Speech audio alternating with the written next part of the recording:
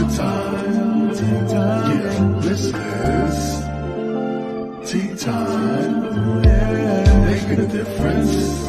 One cup at a time. Tea time. So be sure to grab your tea, grab a seat, and tune in to Miss Liz. Tea time. Making a difference. One cup at a time. Tea time, yeah. Tea time.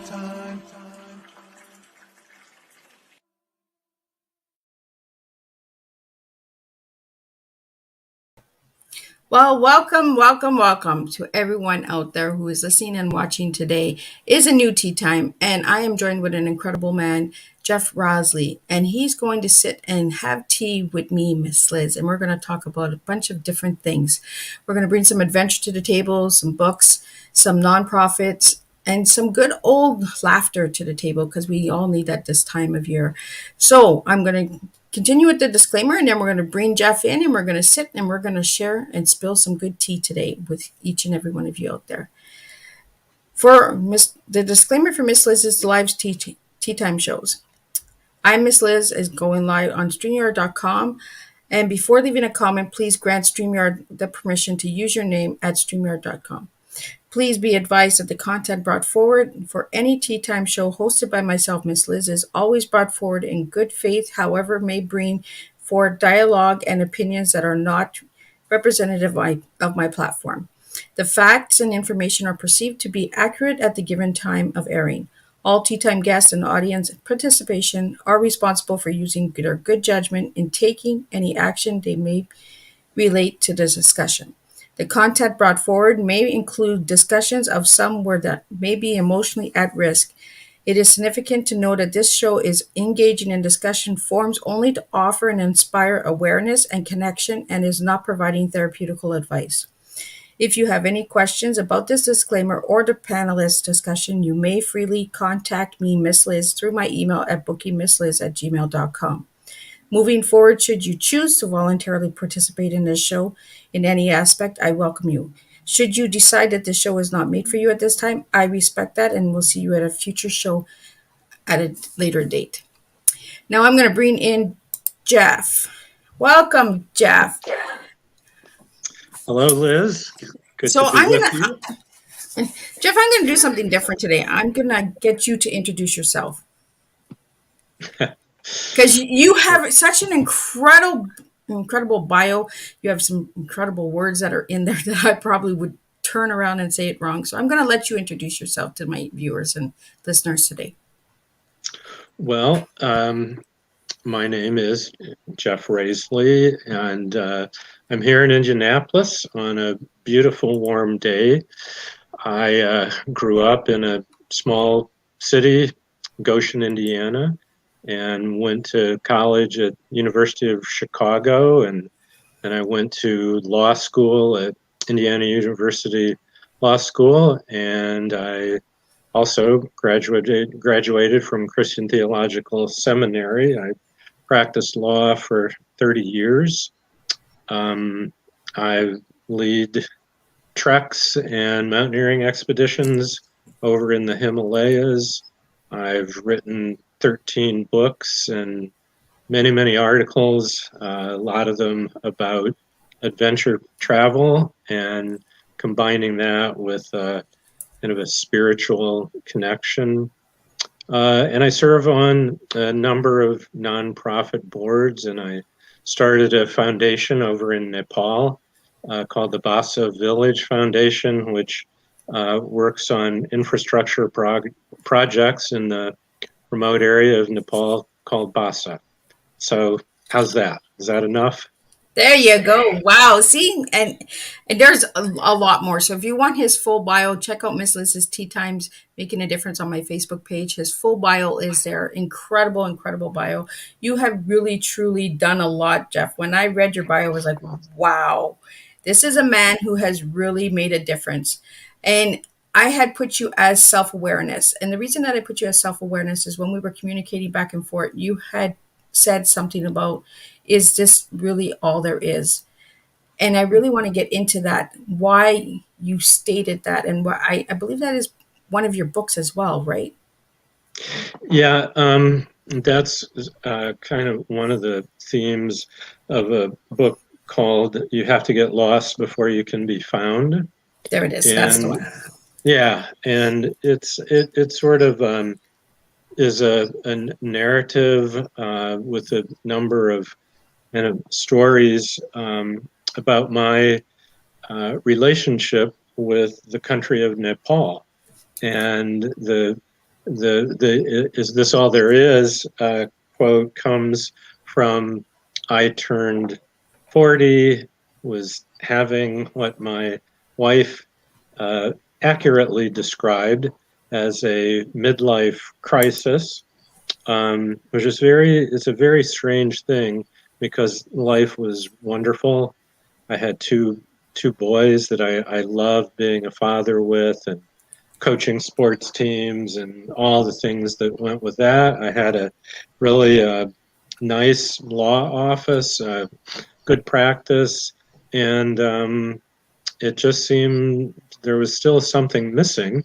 And my wife realized what was missing is that because I was so busy with law and being the senior partner in a small firm and taking care of helping co-parenting and all the things that went with that, I had not done something that I used to do regularly, which was adventure travel.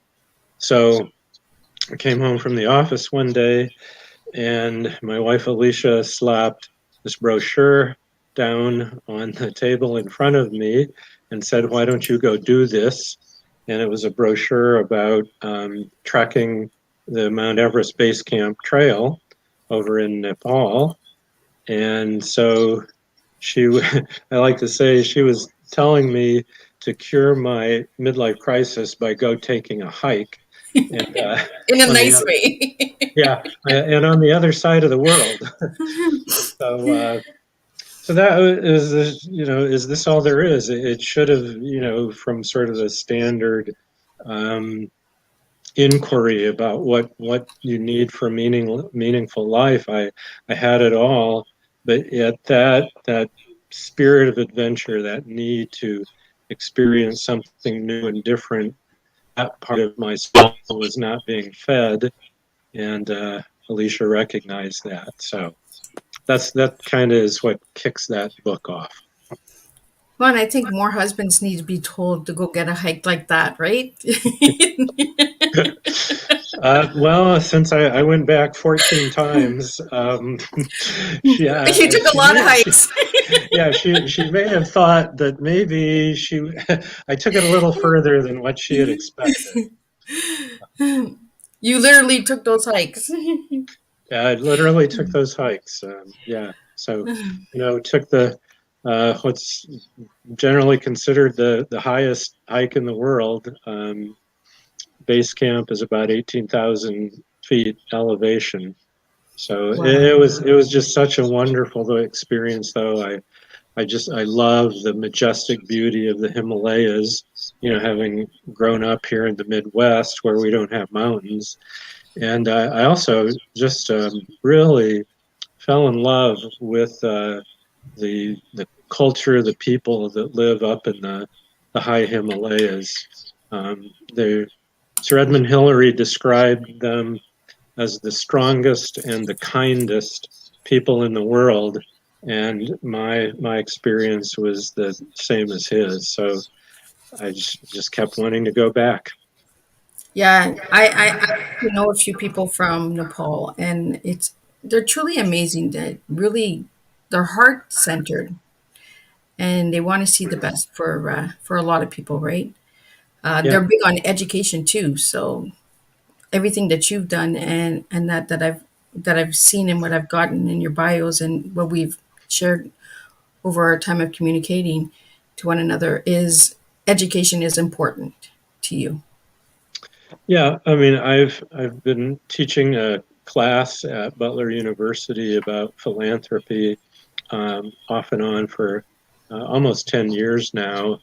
And interestingly, this area called Vasa, which was really completely untouched by the outside world, until the late 1990s, early 2000, when I first went to Vasa in 2008, and my trekking group was only the second group of what they called white people had ever been to that area of Nepal. And the first thing that the village asked for help from the outside world was a school.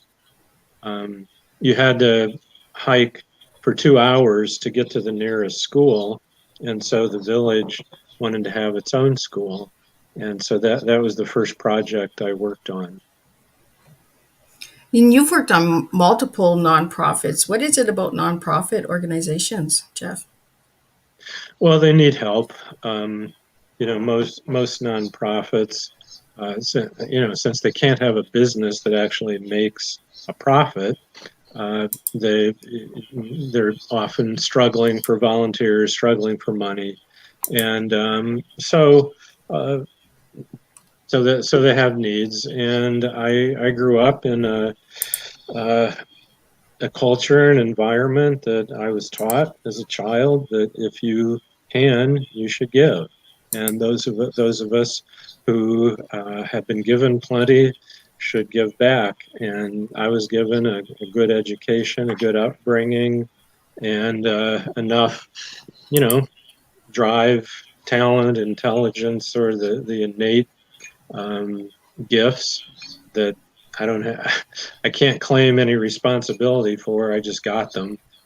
So I've always felt like I should try to give back. So, how did you get to be a millionaire before you were 40? The law was very good to me. I started out working for a nonprofit. I started out working for a legal services organization, was, I think kind of a young legal crusade, idealistic crusader, wanting to use the law to save the world, and did some really good things. But after a few years, I saw my classmates from law school driving fancy cars and buying big houses in the suburbs, and I finally decided, yeah, man, I want some of that too. So went to work for a big firm, kind of learned the business side of law, and then with two of my best friends in the firm, we started our own firm, and for me, it went well. I think, at least back then, law was something that if you worked hard and you were good at it, it was hard not to make a lot of money.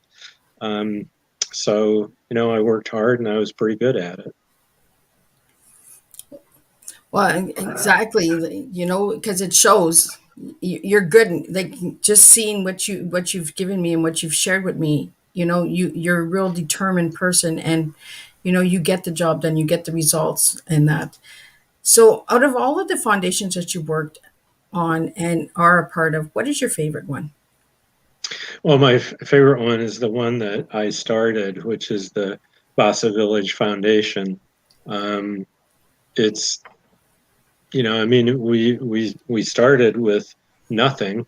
It was just it was an idea of mine, but not mine alone. My kind of partner in Nepal, a guy named Niru Rai, who owns a trekking company called Adventure Geotreks that I've been using as the trekking company to organize treks with.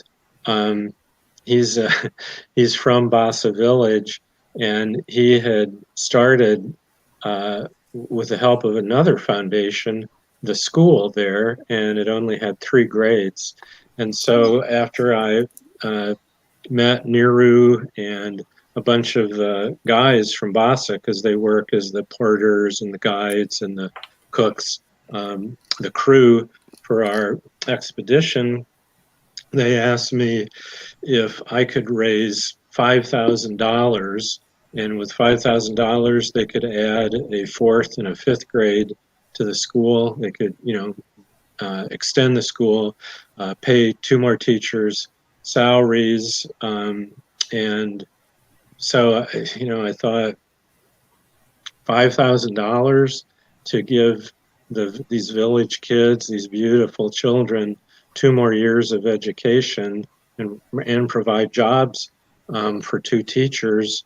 How can you say no to that? So that's what. So I asked a number of my trekking friends, and I was attending a Quaker meeting at the time called, and still do, called First Friends Indianapolis.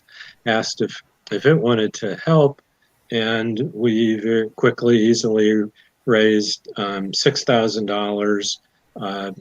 So sent that to Nepal. Took a group with me over to visit Vasa for the first time, and we were literally covered in flowers when we arrived at the village. And that's where that picture comes from that you see Yeah. in the bottom here. Yeah, and that's after I've taken a whole bunch of the flowers off.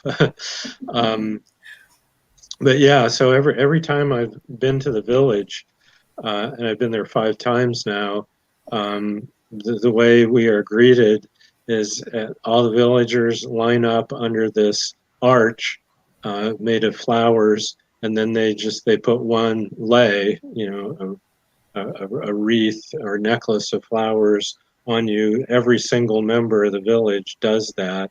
So, if there's 5 or 10 people and there's 250 to 300 people putting flowers on you, you are pretty much covered in flowers by the time you get through the greeting line.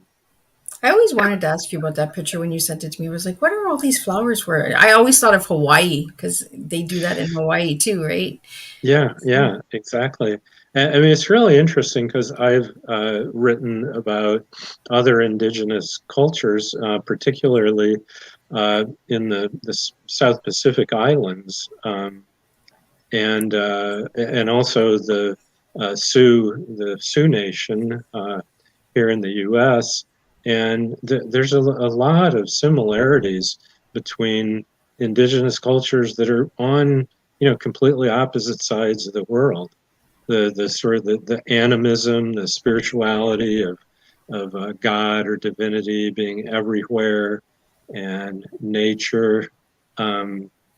It's really, I mean, it's very interesting how that kind of that ground, well, like we were talking about before we came on the air, the groundedness is so much a part of that type of culture, which is something I love being connected with myself. Yeah, before the show started, we were talking about the ground, the mud, and the sand, and all that. Because I was talking about my granddaughter having her first sandbox and eating sand, and I told my daughter she'll be fine. And that I don't know how many mud pies. Even to this day, if I pass a certain kind of sand or mud or something, I'm like, oh my god, that reminds me of my childhood. Where we used to make the mud pies. And I remember one year we made mud pies and we had put them in the oven. And my dad came home from work and he was like, "What are you guys doing? We're making mud pies, Daddy." Yeah. Well, I shared with you my own version of that when my family moved one time in Goshen to on the other side of the town, and so to impress a couple new girls I met in my new neighborhood, I took a graham cracker, scooped up mud, and ate the mud-covered graham cracker to impress those girls. And yeah, I didn't. What we won't do to impress a girl, right? Yes, especially at 7 years old. But as we were saying before the show started, was we need that grounding back again. People are not grounding enough anymore. They're not going on adventures anymore.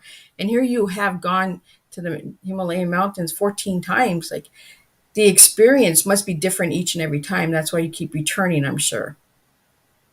Yeah, it is. So the pandemic has really largely, shut down tourism in Nepal.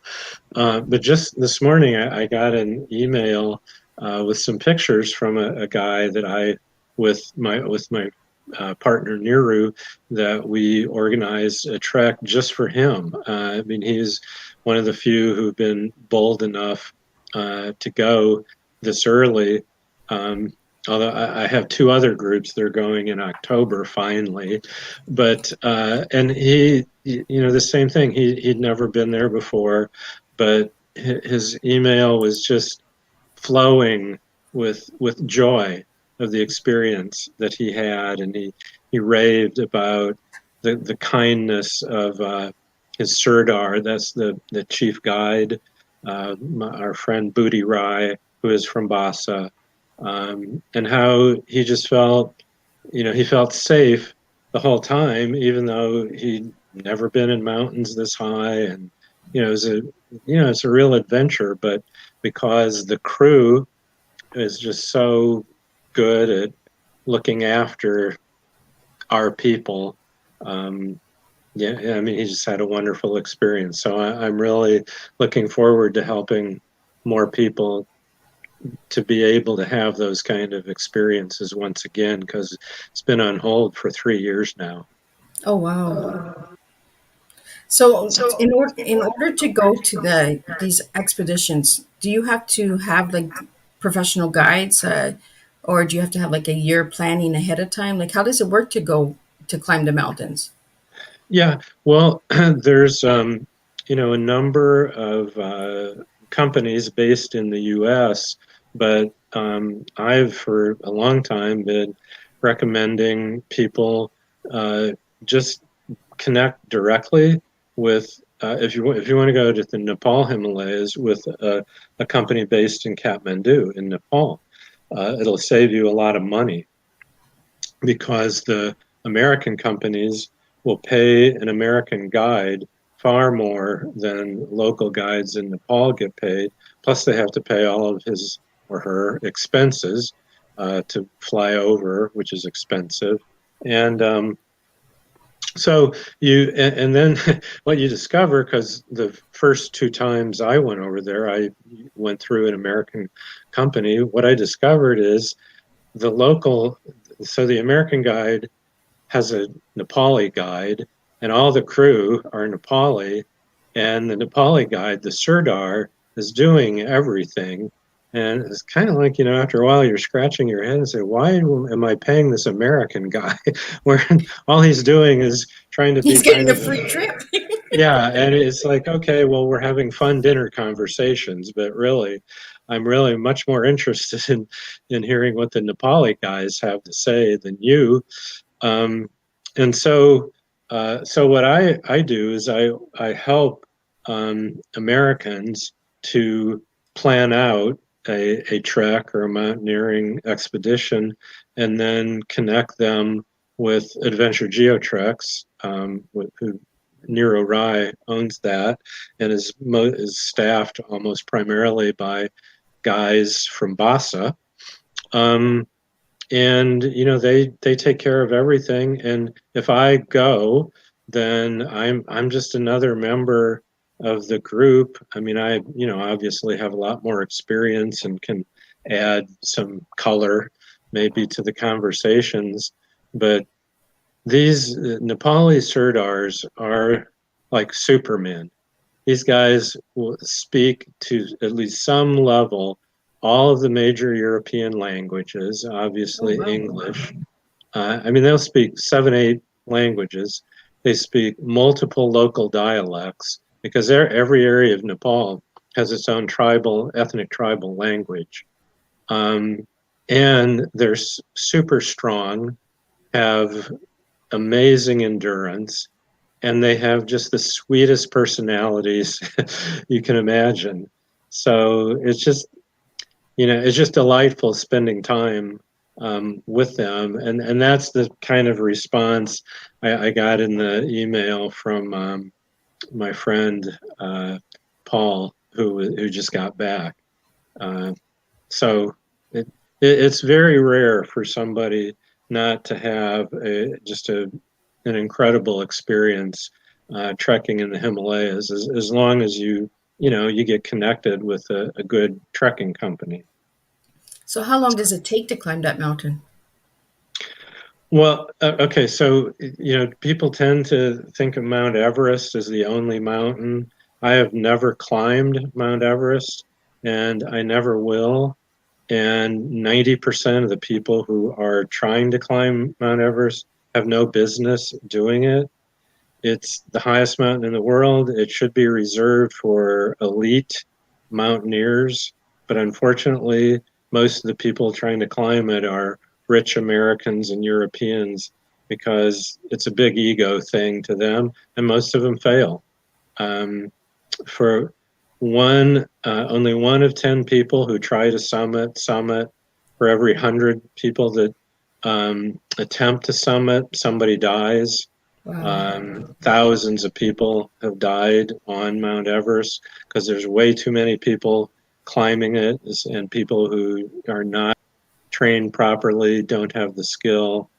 But there's hundreds of mountains in the Himalayas, and so so there's trekking, which is basically hiking and camping or staying in lodges where you trek through the mountains, and you go over some high passes.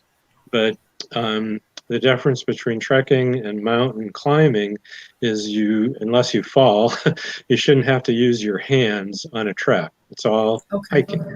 Now you probably will use trekking poles, but then in a mountaineering expedition or a climbing expedition, you will do actual mountain climbing using ropes and crampons and ice axe, all that stuff. And there's, like I said, there's hundreds of mountains in the Himalayas to climb where you can either be the only climbing team on a mountain or there'll be a few other teams on the mountain. I mean, Mount Everest Base Camp is a small city during the spring and fall climbing seasons. It's packed with people, and it's a traffic jam trying to get up the mountain. Oh, So wow. yeah, and that's why a lot of people die, because you have to get up and down in time. If you get stuck up there overnight, you're dead. You're not going to survive. Wow.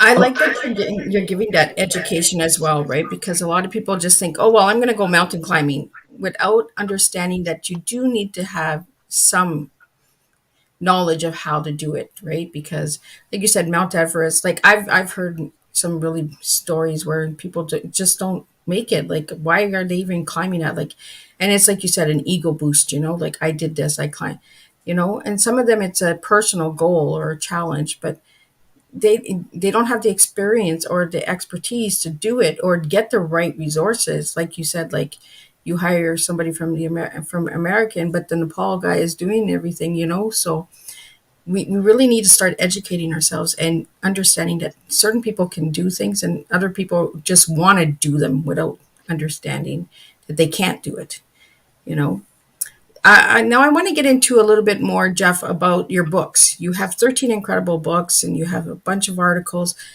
What got you into writing? I grew up in a family of journalists. So my mom was a journalist and became the city editor of our local newspaper.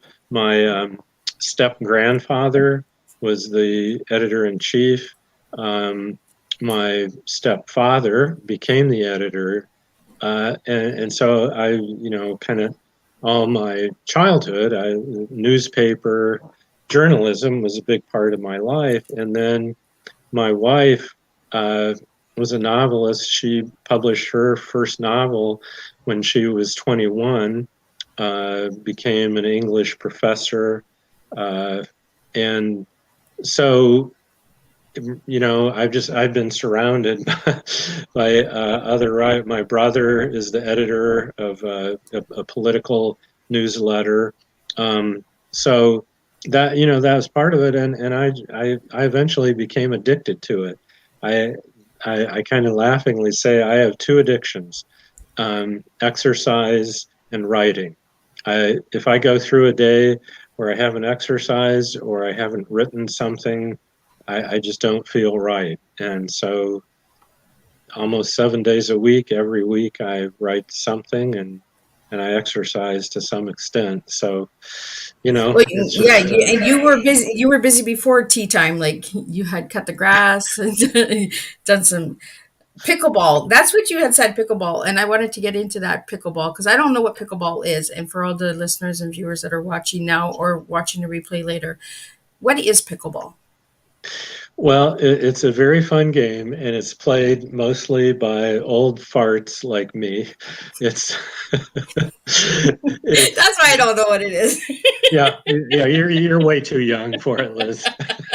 You ain't in You that need another, area yet. yeah, you need another 20 or 30 years.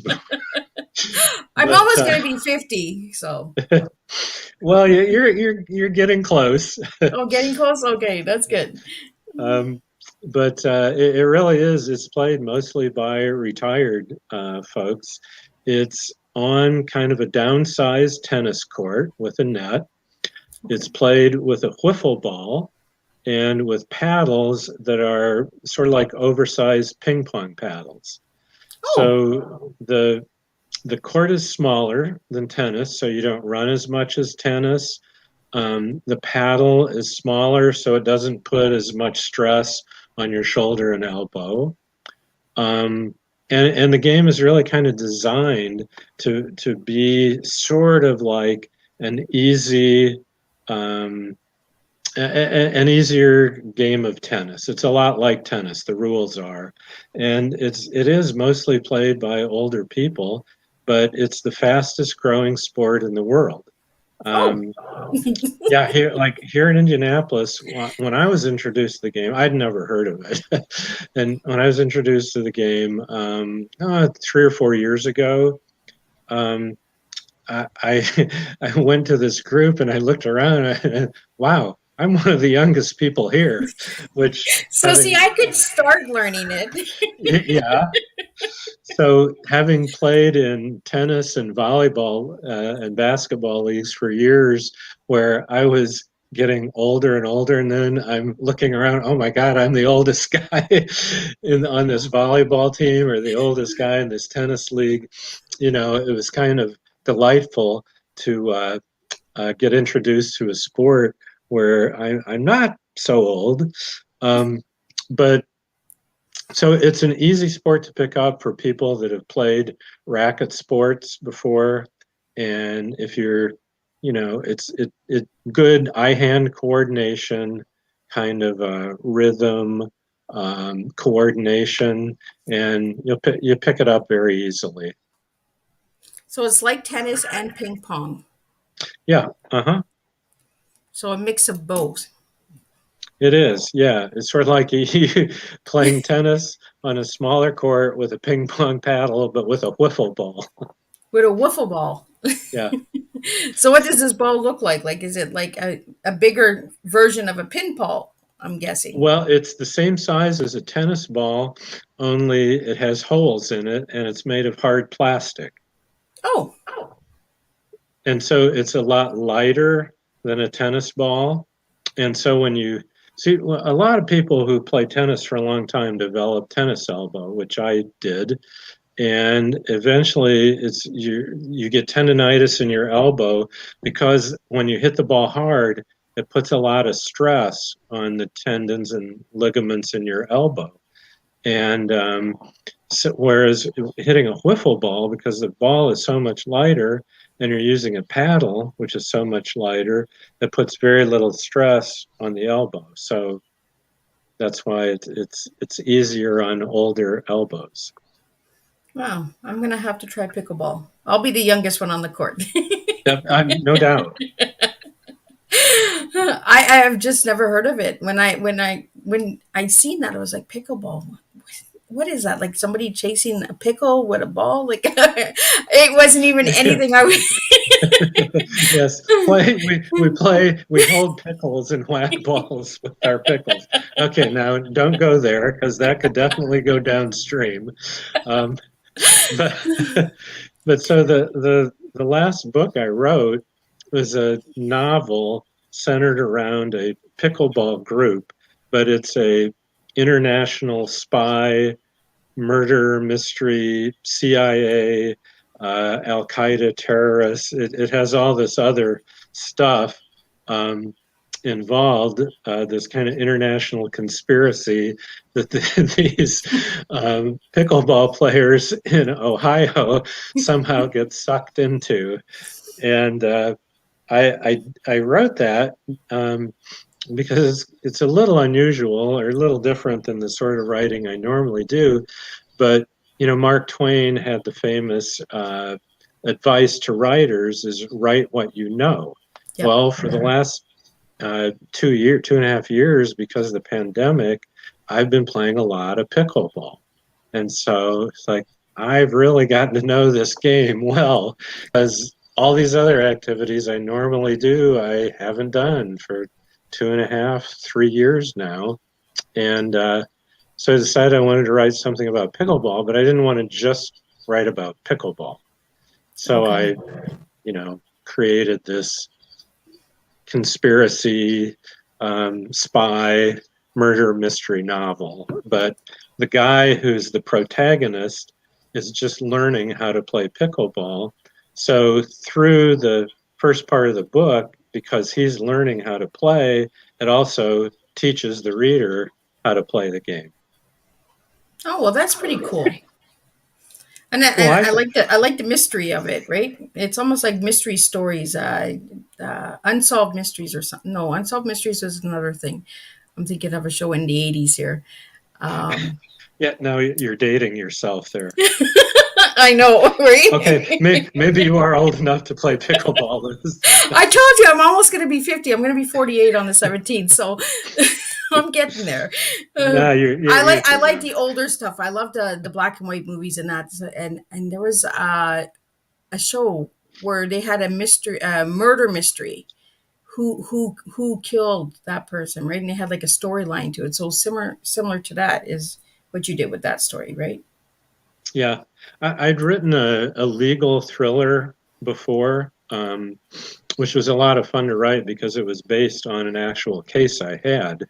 And I'd written a sports, a novel, kind of a football comedy romance book based on my college football team.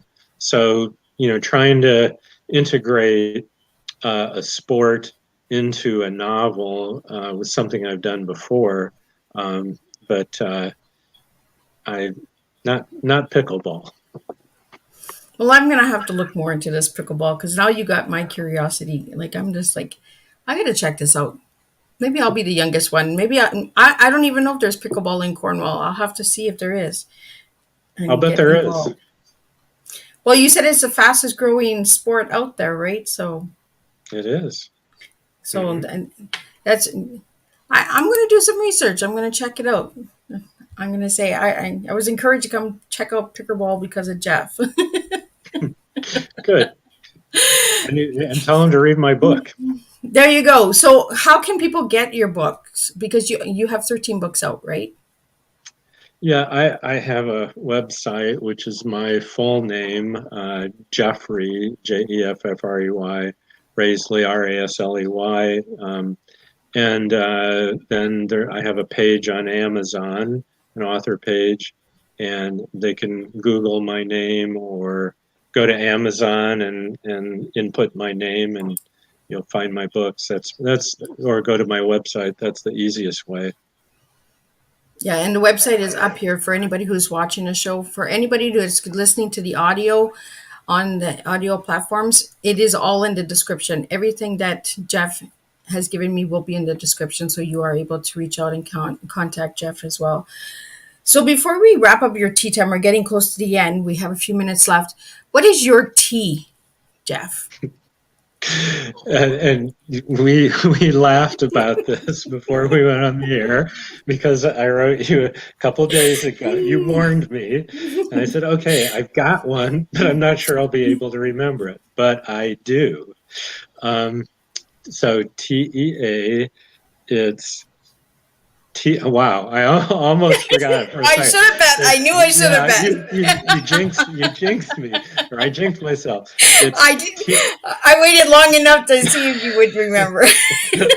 Okay, I've got it. It's back there. My frontal lobe has recaptured it. Teach everyone activism. Oh, you got it. Oh, good thing I didn't bet. Well, I just finished final papers for the class I teach at Butler University. So I'm used to grading other people, and here I had to set myself up to get graded by you, Liz. I passed. There you go. You pass. And I'm glad I didn't bet. But it actually tells you who you are as well, Jeff, because you are a teacher. You teach, right? So, and teaching has always been a part of your life. Everyone, you're involved with everyone. You're involved in multiple organizations and stuff in that as well. And the activism is very important to you, and that is something that you're leading your future with by activating, by showing people to really get involved, you know, and be that activism. If something's not right or you want change, stand up and be that person. So you actually told me who you were with a cup of tea. And that's what I do, is I spill tea that way. So I'm really glad that you remembered your tea. So I had it marked down here and I was like, oh, I wonder if he's going to get it. So Well, I had my cup, so there you go. And it was in the front lobo. So, you know, so but this is what we do, right? Is we teach in different ways, we educate in different ways, and you teach through self-awareness and activism and getting involved and taking those hikes. You know, when your wife says take a hike, you literally take a hike, and you make a difference and you connect with people. Now you also do some photographing, correct? yes. So where can they find your photographs? Well, I've had a lot of photographs published over the years in different magazines and journals. On my website, if you there's a number of links on it, and one of the links is, I think that the link is called something like some of Jeff's published articles or some published articles, something like that. And that has then the links within that page are links to articles I've written. So there's photographs there. Also on my website, I have links to a bunch of the treks that I've done with Adventure GeoTreks, and those have pictures in them. So you can, like, there'll be a link that'll say something like, 2013 trek to Vasa village. And then that'll have pictures of, along the way to Vasa village. And so that's really the best way to see. And also there's a link to my email on the website. I mean, if anybody really just wants to connect personally with me, I'm happy to connect by email. And I really enjoy doing photography, and the photography I've done that's been published has either been in the Himalayas or on island adventures. I wrote a book called Island Adventures, Disconnecting in the South Pacific and Caribbean. And in that book, there's a lot of pictures from the adventures I had on those different islands, from hiking and kayaking and scuba diving, and also just getting to know the local culture on different islands. So you're real adventurous. Like you went scuba diving, mountain climbing, canoeing. You've been all over, haven't you? Well, when I was 18, to my parents' great consternation, I dropped out of college after one semester and hitchhiked across the country. Then the next summer, I went to school in England for half the summer and hitchhiked across Europe the other half. And then the next summer, I took a motorcycle trip from northern Indiana all the way down through Mexico before my bike got wrecked and my partner's bike got stolen. And we had traveled 7,000 miles on our motorcycles and then had to hitchhike home. So, I started off at an early age, adventuring, and just haven't run out of the desire for adventure yet. So what is it about the adventure that gets you? Well, I think part of it was that I grew up in this small town where everybody knew everybody. And I Okay. had a very stable life, stable family, surrounded by love and generations of older people. Like my great grandmother lived to be 98. She died when I was 17, and I had these great aunts, and it gave me a really solid foundation that I, instead of being afraid of trying other things, I was really curious. I wanted to meet other people. I wanted to see other places. I wanted to experience other cultures, and I wanted to test myself. So, that's what you do in an adventure. So for anyone who's watching now or watching the replay later and listening, all of the information that I'm popping up, for the audio ones, you won't be seeing us, but I'm putting up all of the links and locations where you can find Jeff. If you'd like to reach out to him, have him on your podcast, because you have done over 100 radio shows and podcasts, I believe, as well, right, Jeff? Yeah. Mm-hmm.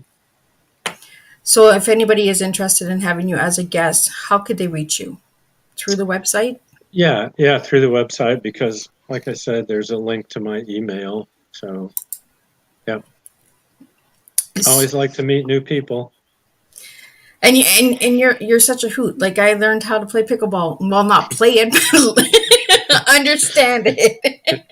You're inspired. I'll actually take a picture of me playing pickleball once I find if there is pickleball in Cornwall. I'm sure there is, because in Cornwall it's an aging population, so I'm sure we do have it here. So what message would you like to give to all the listeners and viewers out there today about self-awareness?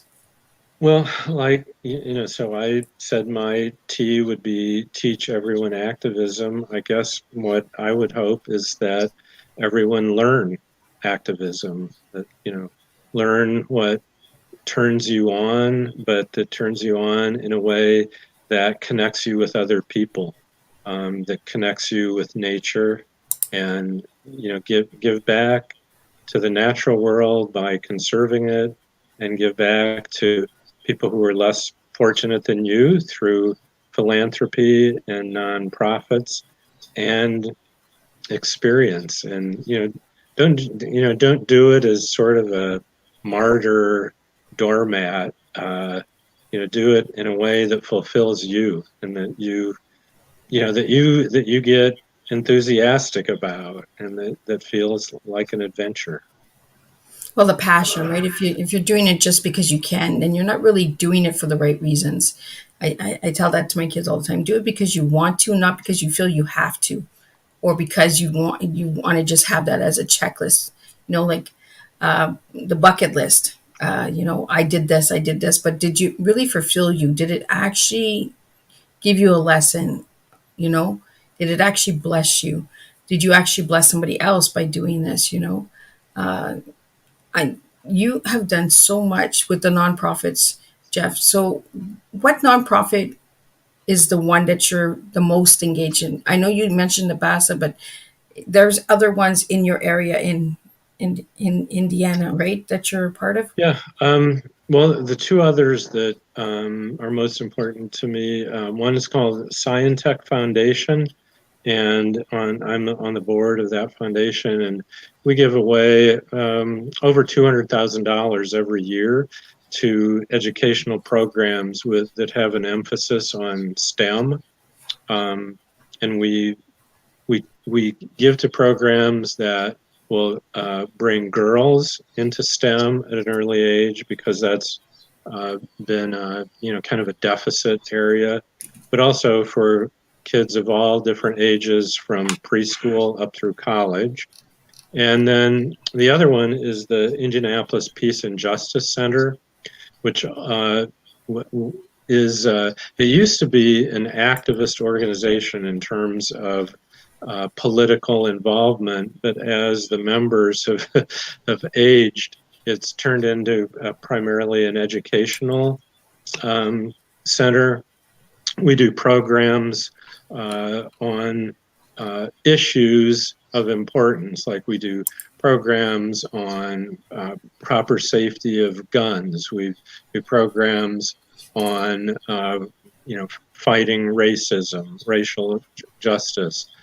Next week, I'm giving the program, and it's on the history of relations between the U.S. government and Native nations, with a focus on the Sioux Nation. Because of personal involvement, my family, I had an ancestor who was a troop leader at Wounded Knee and participated in the massacre.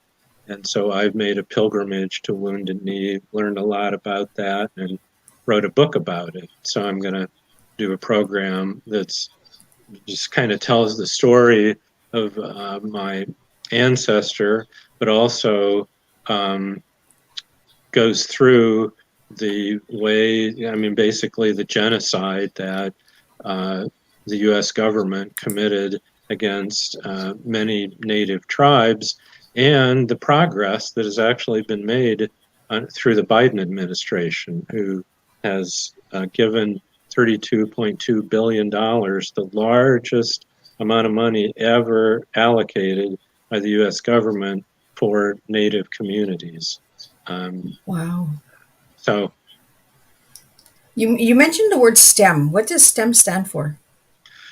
Science, technology, engineering, and medicine. So kind of the hard, the techie science, health side of education. I've never heard of it. That's why I was asking. Yeah, I prefer STEAM, which adds the A of arts, but our foundation bylaws, the organization was created to focus on science, which is Scientech, science and technology, but we're kind of believe it or not, some of the younger members. I feel like I fit in now. Yeah, are trying to get us to lean in a way that also includes art. So we're now trying to advocate for STEAM. I like that because art is important. Art it opens the mind as well, right? Absolutely. Like photographing, writing, painting, drawing. We need more of that. We need more of that engagement on the paper and releasing, and that, the hands need to be busy, not on technology all the time, but through the arts as well. Yeah, I've learned a lot about the arts. So. Well, and there's been so much emphasis on technology. The computer revolution, the internet revolution, and video games, virtual reality, all that stuff. So many young people grow up with that, and we need to encourage the humanities, the arts, and if you look at majors of college students, it used to be fairly evenly divided between the arts and sciences, or humanities and sciences. It's way overbalanced now. Yeah. Far fewer humanities majors, far more science, engineering, pre-med, tech oriented majors. Humanities are struggling. I fully agree with that. Humanity needs to come back. Like, we need to get more activism, and we need more passion. Like, I find that there's no passion in the world anymore. Everyone is just so, like I was saying before we got online for Teatime, was we're not interacting anymore. We're not having open dialogue. It's short answers or this broke up language, like these accliments that are being used. Like for the longest time, I didn't even know what TBH was. And my son finally told me after months, because I seen all of my nieces and nephews and my kids putting this on their Facebook, TBH, TBH. And I was like, what is that TBH? And he's like, to be honest. And I said, well, what do you have to lie about? Like, I wasn't understanding it, but it was their way of saying that they were being, to be honest about something, but they never told us what they were being honest about. It was just a TBH all the time. So, but that was their way of saying, we have something to tell you, to be honest. And, but I never did understand that TBH, and I still don't understand it to this day. So, but there's other accliments that people are using, like the LOL. How many people use that LOL and are not even actually laughing when they put that LOL? You know, laugh out loud, and no one's even laughing. You're just putting LOL because they just feel programmed, and that's the in thing, right? Everyone puts LOL. You know, we could have a serious conversation and someone's putting LOL at the end of it. Like, what's funny about it? Like, I'm not understanding it. The humanity needs to come back. I'm big on humanity and activism and promoting peace and education and stuff like that. So I want to thank you, Jeff, for joining me today on Tea Time and that. And for anyone that doesn't know what activism is or philanthropy, could you share that before we wrap up your tea time? Yeah, well, philanthropy, the word comes from the ancient Greek, which is philos anthropos, which means love of humanity. And so philanthropy is engaging in acts that express your love for humanity. And then activism is putting into action that love, whether it's political or community-based or neighborhood or whatever. It's, you know, getting out, putting yourself out, and not just sitting back and living through a screen, which too many of us seem to be doing. Yeah, way too many. We need to get outside and play pickleball. Yeah, that's one way to be active. Us youngsters need to learn how to play pickleball out there. That's right. Run us old guys around. I'm really interested in learning about pickleball more and that. So, Jeff, thank you for joining me today on Tea Time. And thank you to the viewers who are listening and watching. I appreciate all your support. The next tea time that is coming up is a self-healing tea time. A lady who was in a deep depression for 1 year, who stayed in her bed and now is learning to release herself through energy, through her spiritual awareness of who she is and that. So it will be a really interesting tea time, really beautiful soul. So Catherine will be joining me next week on Thursday at 3 p.m. Not sure of the date here as at the moment. And then I will be releasing June's guest also on the 20th of May. So look out for that. June will be a full month. I have one day I have 2 tea times in one day. So look out for that. I'm doing something different each and every month. And I want to see if the viewers and listeners are paying attention and seeing all the little glitches and little things that Miss Liz is adding each and every month. Because at the end of the year, we do have a reunion show of all the tea time guests, and I bring them all back, those that can make it, and they get to connect with other tea time guests and see if they can work along each other and align and connect humanity one dot at a time, one cup of tea at a time. So again, thank you to all the listeners and viewers out there, and I will see you next Thursday, 3 p.m., same time, same place, for a new cup of tea, and we will make a difference one cup of tea at a time. So thank you. Thank you, Liz.